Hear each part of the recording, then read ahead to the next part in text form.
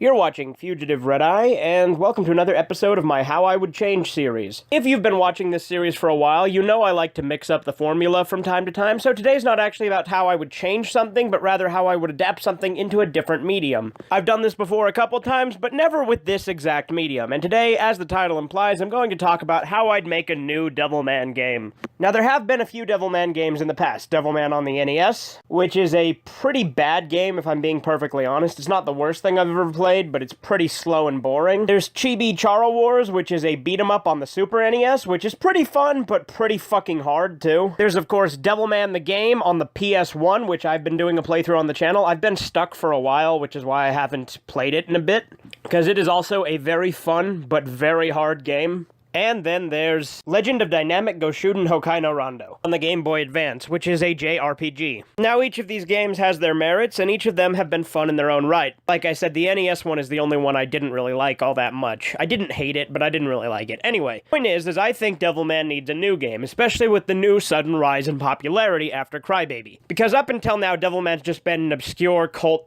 phenomenon. Like, people who were into Devilman knew about it. No one else did. And to be fair, there was a certain charm about that, but now that it has its own popularity, it deserves a game, a new one. And I'm going to tell you how I'd do that. So first off, with this game, I would go in planning to have the biggest budget possible, all the licenses already acquired, and the best team possible behind it. So let's pretend, hypothetically, this is the perfect scenario for a game to be made where the sky is the limit on what can be done. And to do this game, I would use Dragon Ball Z Budokai 3 as an example.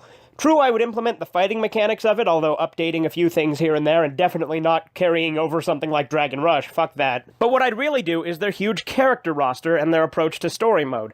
They had a lot of characters in Budokai 3, not as much as they had in Tenkaichi 3, but a lot regardless. In Budokai 3, each character has their own story mode of varying different lengths, and different ones are unlocked through different means. Some characters you find throughout the story mode in little areas where you're flying around or you wish on the Dragon Balls. Other ones you unlock just by fighting them. And some of them you unlock through secret endings of the game. This is the approach I would take.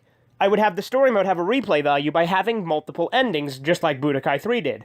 I'd have a similar battle system where you go from one area to the next to do different battles and stuff. As well as I'd have an on-foot section, similar to how Naruto Ultimate Ninja Storm had. I'd have objective-based areas. Areas where you could go and complete objectives before each battle, so that it's not just one long fighting game, but rather it's a fighting game with a few different objective missions in between to kind of mix it up a little. Dragon Ball Z Infinite World did a similar idea to this. I'd kind of do a hybrid of that and the on-foot sections from Naruto. Again, with a Devilman twist. Now, as far as including characters, here's the characters I would include. Obviously, Devilman, Devil Lady, Violent Jack. And then, of course, I'd have different variations of each character. For Devilman, there'd be the original manga version, there'd be the 70s anime version, the Crybaby version, the Devilman Saga version, and that would be its own story mode as well. As would the 70s version, each of those would have their own story mode as well. All of the characters I would have in mind would typically have their own story mode, with a few exceptions that I'll get to in a minute. In addition to Devilman stuff, I would also include a few things from Go Nagai's other works which take place in the same or similar universes. I'd have characters in it like Cutie Honey. And I might even have a giant robot mode that lets you play as a few of his different mechs, but that would have to be a separate mode just because of the sheer size of them. Granted, maybe there could be a giant Devilman because he can turn giant in the 70s anime, so something like that could possibly be implemented into it as well. I'd also have different story modes based on the different mangas. For instance, I'd have a storyline based on Tonshin Devilman, a storyline based on Shin Devilman, a storyline based on Devilman Grimoire, and so on.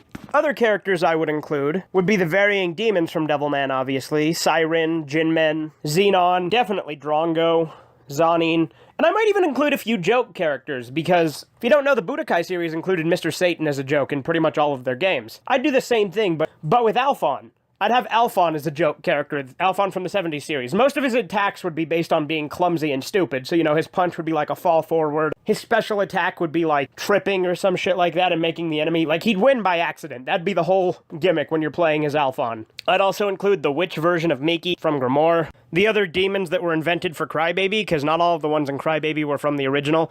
I'd have Aoi Kurosaki from Devil Lady. You get the idea. I'd have the demons from the different Devilman series in it.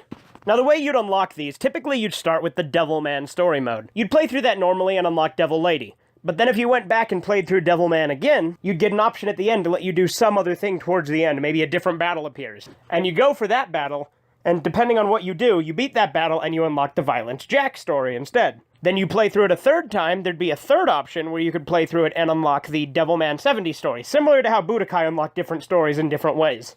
I'd of course also include the storyline of Devilman vs. Hades. Now let's talk about a few other supplemental characters I'd add in. I'd also have characters that wouldn't necessarily have a story, which I know kind of contradicts what I was getting at, but these are characters where their story really wouldn't be too much. For instance, I'd include the character Dance Bazooka. Basically, it's kind of like Noob Smoke from Mortal Kombat Deception, where it's two characters in one. Basically, you take Dance and Bazooka from Hanape Bazooka, and you combine them into one singular character, each of them performing their own parts of the attacks. Basically, Dance does the actual combatant attacks with her, like, whip and her fists and her feet, whereas Bazooka does more ranged special attacks with his bazooka. And on top of the story mode and the versus mode, I'd include an additional mode, which I call Apocalypse mode. Basically, the way Apocalypse mode would be is it'd be an open world. Again, imagine this game having a massive budget and all the technology is there.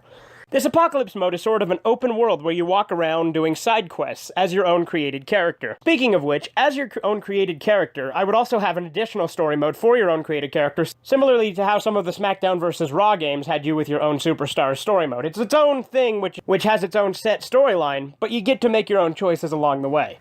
Without too drastically changing the gameplay, obviously. We want this to be a consistent game so it's easier to make. But anyway, back to the Apocalypse mode. Basically, you'd explore and you'd find different unlockables, you'd find collectibles, get to build your own character, customize them. This mode is kind of separate from the rest of the modes. And in this mode, I might include a little hidden Mazinger. You know, let's say there's a big Mazinger Z in the ground, and you find it, and it's inoperable. But then, depending on what you do, if you keep finding things, maybe you can rebuild Pilder and fly Mazinger around the Apocalypse wasteland in order to make it easier to get around. When you create your own character, I'd have you create both human and demon forms of them, and you can unlock different special moves with each story mode you complete. So basically, if you complete all of the story modes before you complete your create a character story mode, you can have pretty much with any move with this character. As far as multiplayer goes in this game, obviously I'd have an online versus multiplayer like many of the Dragon Ball games do, but in addition to that, I might have a co-op option for the Apocalypse mode, as well as maybe a co-op story mode for certain characters. Obviously I'd also include Demon Lord Dante in this game. Basically I'd want this to be the complete Devilman experience, and I'd call the game something like Devilman Universe or Devilman World. But as far as that goes, I think it'd be fun. I think it'd be a great idea to make a new Devilman game. Let me know in the comments what you think and what you'd do to make a Devilman game, if you agree with what I'd do, or if you have your own ideas. Anyway, this has been Fugitive Red Eye, and you have a great day.